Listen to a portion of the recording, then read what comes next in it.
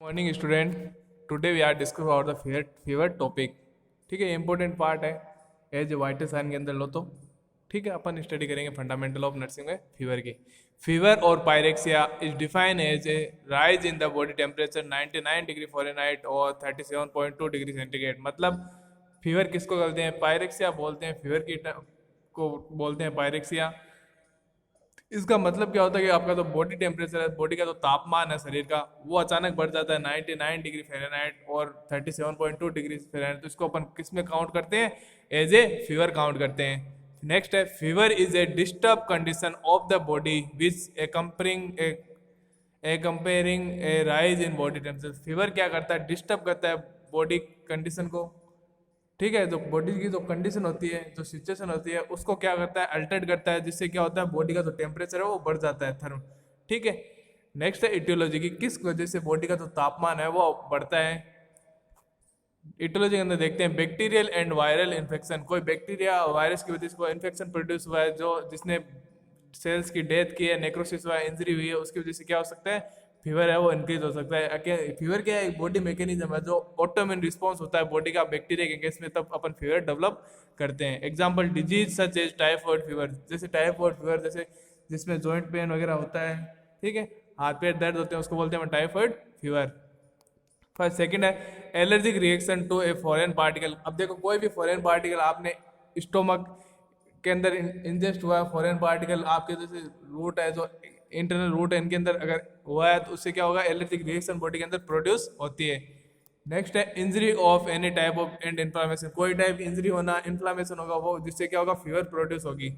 Next है अगर body के अंदर सन स्ट्रोक होगा, अगर आप ज़्यादा हीट के कांटेक्ट में रहोगे या ज़्यादा बॉडी टेम्परेचर सन के कांटेक्ट में रहोगे, सूर्य कांटेक्ट, तो उससे हीट स्ट्रोक हो सकता है। नेक्स्ट है सर्टेन मैलिग्नेंट न्यूप्लाज्मा। कैंसर सेल्स है वो ग्रोथ होती है, उसकी जैसे भी फीवर डेवलप होती है। कोई भी ब्लड डिजीज है such as anabolism and thrombosis.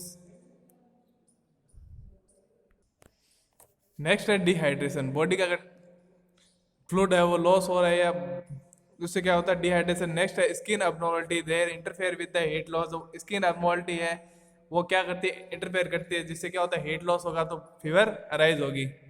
Next है sign and symptom, clinical manifestation. जो फीवर के अगेंस्ट में फीवर के क्या क्या साइन सिम्टम होते हैं, जैसे रेस्पिरेटरी सिस्टम में जो अपना श्वास लेने छोड़ने का जो सिस्टम है, उसके अंदर क्या दिक्कत होती है? उसमें क्या होता है? Slow, shallow and rapid breathing, धीरे होगी और तेज ब्रीथिंग अकर होगी, सांस तेजी से आएगा। ठीक है।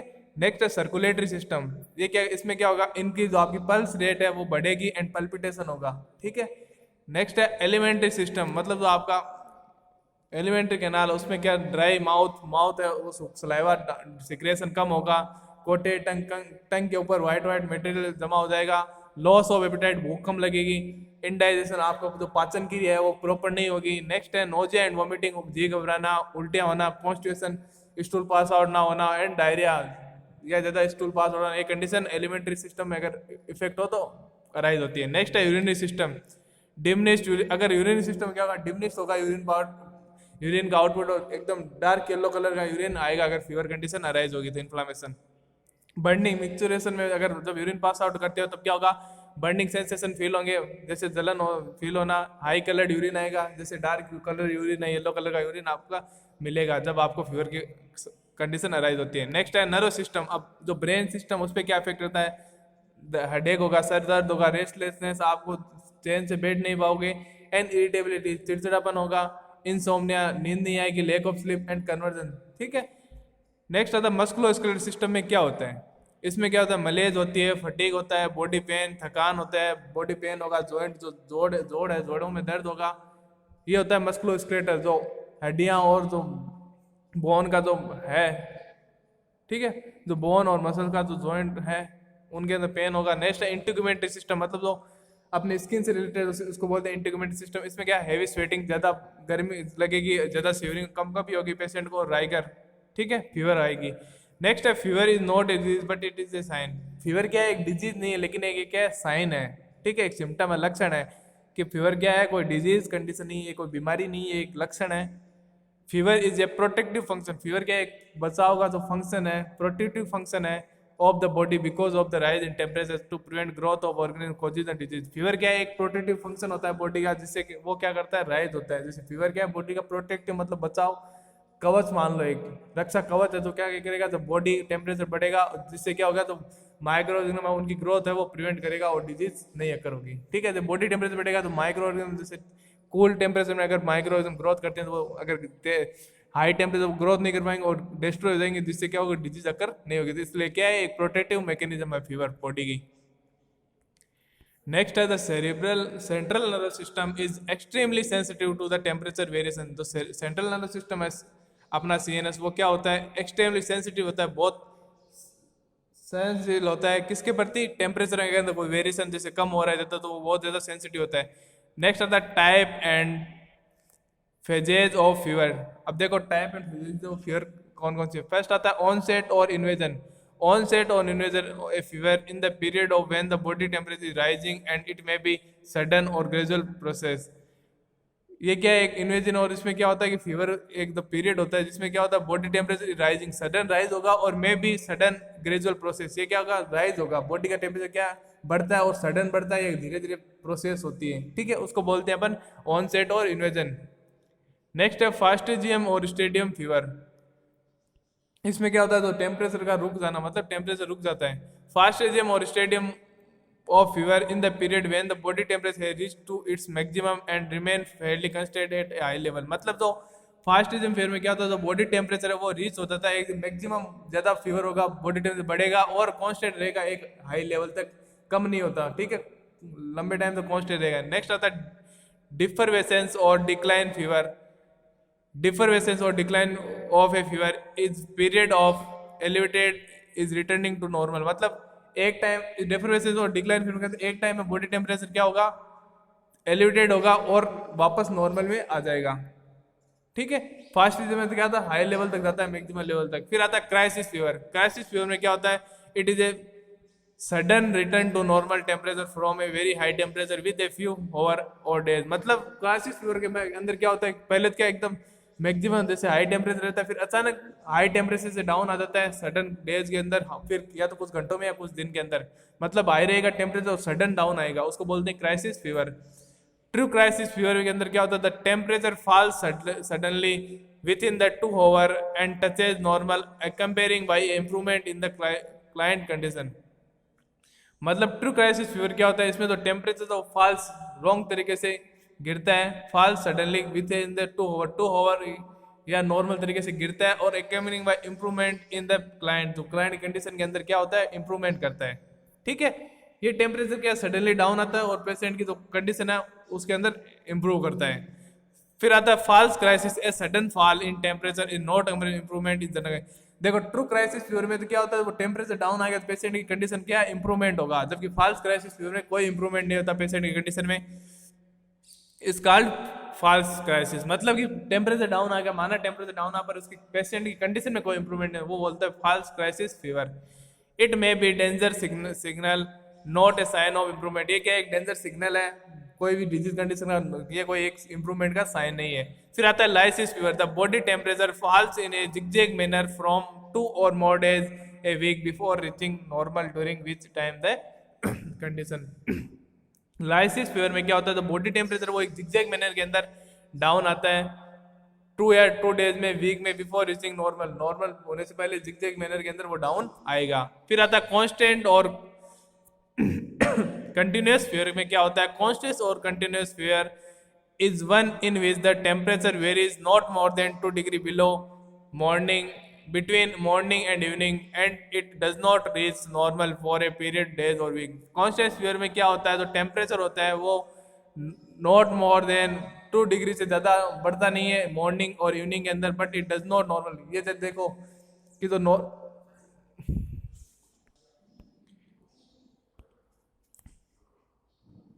नेक्स्ट अपन देखते हैं remittent fever. Remittent fever is a fever characterized by variation of more than 2 degree below morning and evening but does not reach normal. मतलब रिमिटेंट में क्या होता है, फीवर ये कैरेक्टराइज होता है वेरिएशन मोर देन, मतलब जो नॉर्मल होता है 99 और 37 डिग्री सेंटीग्रेड, उससे 2 डिग्री है वो बढ़ती है बिटवीन मॉर्निंग एंड इवनिंग के अंदर टेम्परेचर बढ़ता है, बट नॉर्मल नहीं आता। जबकि कांस्टेंट और कंट्रीज में क्या था, 2 से कम था, ठीक है, इसमें 2 से ज्यादा है। नेक्स्ट आता है इंटरमीडिएट और क्वार्टिडियन। इसमें क्या है, the temperature rise from normal और subnormal to high fever and back at regular interval. मतलब तो इसमें क्या होता है, टेम्परेचर है वो बढ़ता है नॉर्मल सब नॉर्मल से high, but back regular interval, तो वापस नॉर्मल आता रहता है। जैसे नॉर्मल होगा, बढ़ेगा, सब नॉर्मल होगा, फिर हाई होगा, फिर वापस नॉर्मल आ जाएगी। इसको बोलते हैं इंटरमीडिएट एंड क्वार्टर, मतलब कुछ कुछ इंटरवल के ऊपर ये बढ़ता है घटता रहता है। The interval may be very from 2 hour to 3 days, मतलब 2 घंटे से 3 दिनों के अंदर ऐसा होता है। नेक्स्ट है usually the temperature is high in the evening time then in the morning time. Usually जो टेम्परेचर होता है वो इवनिंग में क्या होता है, ज्यादा होता है बजाय मॉर्निंग के, ठीक है। नेक्स्ट आता है इनवर्स फीवर।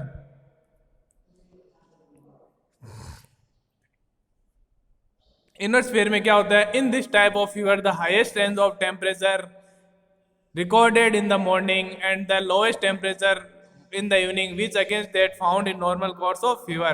मतलब इनवर्स फीवर में क्या होता है, तो टेम्परेचर है वो मॉर्निंग के अंदर ज्यादा मिलता है, जबकि कम किस में मिलता है, इवनिंग के अंदर। Against that found normal course of fever, मतलब अगेंस्ट फाइंड मिलता है नॉर्मल फीवर कोर्स के अंदर, ठीक है। कि उसमें क्या था पहले वाले में कि इंटरमीडिएट के अंदर नॉर्मल अबनॉर्मल, ठीक है। इसमें क्या इनवर्स के अंदर जो मॉर्निंग है उस टाइम तो क्या मिलेगा, टेम्परेचर ज्यादा और इवनिंग टाइम कम मिलेगा। नेक्स्ट आता है hectic and swinging fever. When difference between the high और low point it is very great the fever is called hectic and swinging fever. मतलब जो डिफरेंस है हाई और लो फीवर के बीच में वो वेरी ज्यादा होता है, उसको बोलते हैं अपन हेक्टिक और स्विंगिंग फीवर। नेक्स्ट है relapsing fever, conversion but fever not relapsing fever is one in which there are brief febrile period of followed by 1 or more days of normal temperature। मतलब कि टेम्परेचर बढ़ता है वो, ठीक है। Fever relapsing fever में क्या होता है, तो उसमें जो टेम्परेचर है वो ब्रीफ फेब्राइल पीरियड होता है फॉलोड बाय 1 और more days of normal temperature. मतलब टेम्परेचर बढ़ेगा फिर वापस 2 या 3 डेज तक क्या होगा, नॉर्मल टेम्परेचर रहेगा। नेक्स्ट आता है irregular fever. When the fever is entirely irregular and its course, fever क्या होती है, इनरेगुलर पीरियड के अंदर होती है, and course it can do classify under any one of the fever described about it is called irregular fever. कि ये क्या होता है, एक फीवर के अंदर डिस्क्राइब होता है जिसको बोलते हैं अपन इरेगुलर फीवर। नेक्स्ट आता है rigor fever. Rigor is a sudden severe attack of the shivering in which the body temperature rises rapidly to a stage of hyperpyrexia as seen in the malaria. Rigor fever में क्या होता है कि जो sudden severe attack होता है, severing कम भी होगी और बॉडी टेम्परेचर ऐसी राइज पहुंच जाएगी, इतनी स्टेज पे पहुंचेगा कि हाइपर पायरेक्सिया एक कंडीशन होगी जिसको जो अपन देखते हैं मलेरिया के अंदर। मलेरिया के अंदर क्या होता है, बॉडी टेम्परेचर बहुत ज्यादा बढ़ जाता है, उसको बोलेंगे अपन हाइपर पायरेक्सिया। फिर आता है low pyrexia. In low pyrexia the fever does not rise above 99 and 100 degree Fahrenheit और 37.2 डिग्री से 37.8 डिग्री सेंटीग्रेड। मतलब लो पायरेक्सिया में क्या होता है, जो फीवर है वो डज नॉट राइज, मतलब 99 100 डिग्री से ज्यादा नहीं बढ़ती। नेक्स्ट आता है moderate pyrexia. The body temperature remain rapid 100 to 103 Fahrenheit and between 37.8 degree centigrade 37.4 degree. मतलब मॉडरेट में क्या, उसमें तो क्या था 90 से 100 तक था, उससे नहीं आता लो।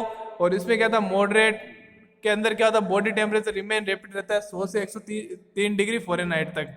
फिर आता है हाई पायरेक्सिया। इसमें क्या होता है, रिमेन रहता है 103 से 105 डिग्री फ़ारेनहाइट और बिटवीन 30.9 एंड 40.6 डिग्री सेंटीग्रेड। मतलब कि हाई पायरेक्सिया के अंदर 103 से 105 रहता है, लो पायरेक्सिया के अंदर 99 से 100 रहता है और मॉडरेट के अंदर 100 से 103 रहता है। फिर आता है हाइपर पायरेक्सिया। तो जो टेम्परेचर है वो अब होता है 105 डिग्री सेंटीग्रेड फ़ारेनहाइट से, उसको बोलते हैं अपन हाइपर पायरेक्सिया। नेक्स्ट आता है subnormal fever. When the body temperature falls below normal it is called subnormal temperature. Body temperature normal से बिलो हो जाता है, उसको बोलते हैं अपन subnormal temperature. The temperature very between 95 to 98 degree Fahrenheit और बिलो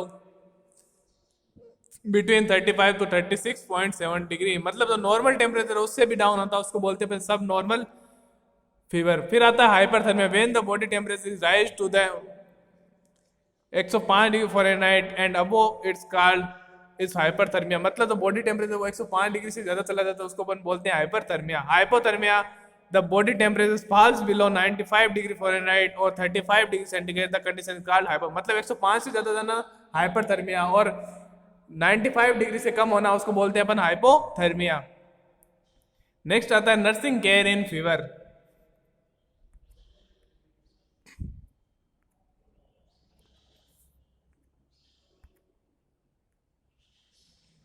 अब नर्सिंग केयर इन फीवर में क्या है, रेगुलेशन ऑफ बॉडी टेम्परेचर, मतलब बॉडी टेम्परेचर उसको मेंटेन करना, ठीक है। फिर आता है care of client in fever, patient की कैसे केयर करते हैं, मेंटेन करना। Focus on reducing the elevated body, main focus किस पे होना चाहिए, नर्स का, बॉडी टेम्परेचर को रिड्यूस करने में। इट मॉडरेटली एलिवेटेड या सामान्य बढ़ा हुआ, various method to reducing the may be started, जो भी टेम्परेचर को रिड्यूस करने वाले जो भी मेथड है, जो भी बचाव है, जो टेम्परेचर को कम कर सके, इससे अपन को मेजर उपाय यूज में लेने चाहिए। Next the room temperature should be well ventilated, room का टेम्परेचर वेल वेंटिलेटेड होना चाहिए, ये नहीं कि वो पेशेंट की कंडीशन को बढ़ाए, ठीक है।